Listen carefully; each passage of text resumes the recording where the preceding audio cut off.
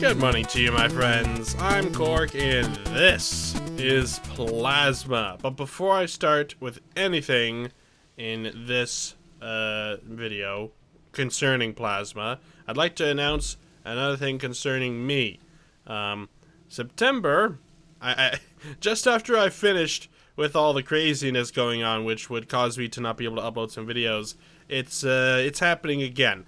Nothing major, it's just some things happen and I might be more busy than usual and might have to drop some videos. It's all up in the air. It might not change at all. It might change a lot. Pretty much just like the center of September. Just cut that out and that's it. Just that little bit of it. I'm not exactly sure what days will be affected or if any days will be affected at all. Just want you guys to be aware that that is a potential. Anyways, today's very exciting because in the last episode of Plasma, you saw me hit a wall, which is pretty much the first wall that I hit in this project. There's going to be more. Many, many more, I'm 100% sure. But I did solve that, and I would like to show you guys what I did today. Now, it's not very complicated, but it did take me just a little bit of time to just think about what was going on. So we've got, oh my, it looks a little complicated when you see my wiring, but I can explain. My biggest problem was I didn't know how to make my timers and score things reset after the timer went down. I needed them to go back to normal so that the score wouldn't keep adding on to where it was. I also didn't have something that would keep the spawner spawning until it was done. There were a whole bunch of things that weren't going on. I would like to present to you the final product of the scorekeeping machine. The time is displayed over here. While I go back and forth here, it picks up that I am there and it will detect it. And it goes up by 1. And we'll go to, say, 10. Now when the timer expires, I believe it's 20 seconds, it will start spawning coins based off of the performance. There we go. And there's the coins. And they will spawn for the set duration of time based on the number of points. There we go. And then it resets back to 0. Now let's go into the wireframe mode and see what's going on here. So basically, we've got this value injector. That is the solution to my problem of having everything reset. When this timer is done, which is the timer of the minigame, or no, this is the timer of the scorekeeper. When the scorekeeper is done with the shooting out the coins, everything resets. It sends a little value when it's done, and this has a value of 0, and it injects it into all the things. So everything resets back to 0, back to where it was. So everything is fine there. The timer starts, and then this will go, and it just keeps triggering it. And the counter, which is what keeps track of the score, will also set the value of the timer for the score. So this will give this a little bit of a, every time this goes up, that number will go up as well. And this timer triggers only when this timer is done. So there's a lot of complicated stuff in here. But now I can put this machine into the skee ball machine. Now I'm thinking I could actually have this device sitting next to the skee ball machine with a remote controller on it, so I can have the button on the actual skee ball machine. Now I have a couple more issues. My biggest problem that I have now is the size of this area that I have to work with. There's not much of it. That's a problem. And I'll tell you why it's a problem right now, okay? So I believe this is finished product over here. These proximity sensors, as we discovered last time, they cannot be shrunk at all. This component does not allow scaling. The smallest area that I can make a detection for is actually quite large. We've got this thing here, and it's really in the way. I was hoping to be able to put a little sensor, just like scale it way down, and just have it sitting there, and anytime a ball passes through, it'll sense it. That's not gonna work. I could put a sensor in the floor, or on the wall of the floor, on the wall of the chute, and have it sensing here. But if I have one down there, both of the balls will get sensed by one of the detectors. That won't work. So it needs to be where only one chute will score for one You know what I'm saying. It's hard to put it into words for some reason. I'm struggling, guys. It's really hot in here, so I'm gonna have to turn on a fan. So, here's my thought. If I take this guy, and I alter the chute a little bit, just a touch, not too much, I need these things to be going down separate chutes, if possible. Then I could make the wall of the chute have the detector in it, and then there would be no problems with them both scanning the same thing. Problem is, I don't know if that's something that is actually something that's going to be able to be done. So we're going to have to just experiment a little bit. Firstly, take away these walls here. Oh, that's not good. Why is there no undo feature? Hold on, I can fix this. There we go. Is that right? Is that right? Is everything right there? Okay, I think so. Well, apparently that one's gonna have to stay, because that's the route for some reason. This is why you make backups, everybody. This right here. Now, there is one thing about Plasma that I dislike, and that is the route system. I hate it. Because, you know, one of these blocks over here will ruin everything. You can't just take that block out. But these ones are fine, apparently, because who knows why. I don't really know if there's a way to unroute a piece. Probably not, because that would disconnect a couple components from each other.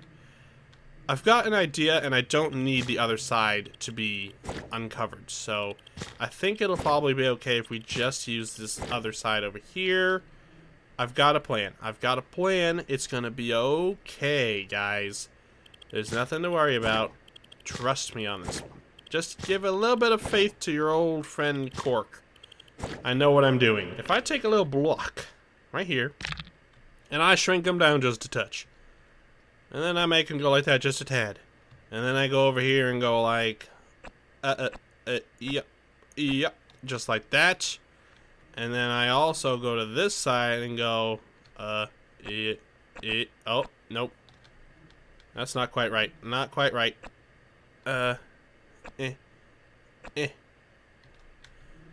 This is confusing. Why does it have to be like this? Why can't I just have one axis at a time? Oh, that's good. Now I just need it to go like this. Why did it do two at a while? Why? Disable snapping.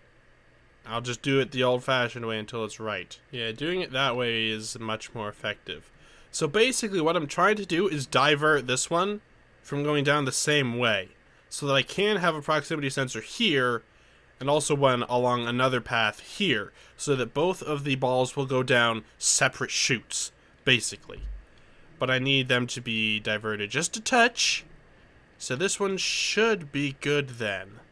If I take another one of you, and I go like this, and I kind of extend this just a little bit. Is that lined up right? Yeah, okay. Now we've got this one that's the original one. If I could take another block like that, and just... Oh boy, this is gonna be tricky. I wish I could shrink my character down. You know? Just be a little teeny tiny robot that doesn't have to worry about getting stuck on everything. Okay, that'll be a good spot for the proximity sensor on this side. That'll work. Now we just need to... set up another ramp on this side. Oh, this is complicated, guys. Oh, it's gonna be alright. It's gonna be okay. I know what I need to do. We're gonna do this. Now it's got a little wall. Actually, you know what? We're gonna do this a little bit better. We're gonna do it just a touch better. Boop. And then like that. And then like that. Is that sticking through the top? Is that sticking through the top? Kinda. We can fix that by doing this. Okay. So now it's got a little wall. Let's put one over here. I only want one, please. Like that. Little chute. Now, before I forget anything, no friction on that. I don't think that's blocking it. Let's find out. I don't really know why I have this thing floating. That doesn't help. Come here, projectile. Let's just do a little demo. Yeah, that goes through fine. Things are working here, guys. Things are working. I just need to make a little bit of an angled block here. Normal, please. If I make it like this, and then like this, and then like this, it'll make it go directly into the ball return area. Right. We'll make this 0 friction. Okay. Yep, that'll work. That'll do it. Now we just need a wall on this side. There we go. Now this will have no friction. Nice. And then I just need one of these. We'll put you here. I think that's working. I think that's working. Now the question is, where do I actually put the proximity sensors? I also need to extend this just a small bit because I kind of removed a little bit of this guy's ramp. Okay, I think that's good. I don't think there's any way for the balls to escape anywhere. Let's find out though. Let's just test it. Let's just test it out. So it goes in there. It can't go into the other chute and it will just go down.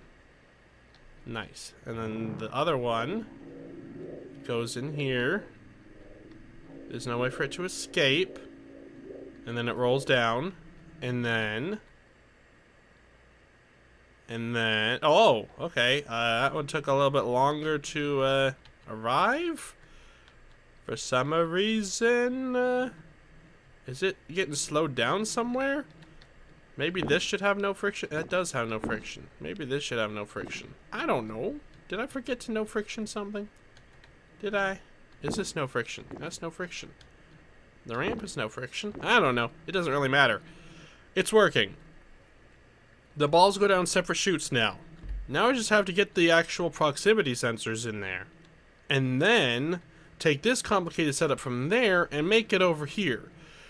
I don't think I want a separate machine next to it. I think that's a little silly, and it also puts into the remote controllers, which are awesome and cool, and I like to use them, but I don't want to have to rely on them too much. I want it to be one self-contained unit.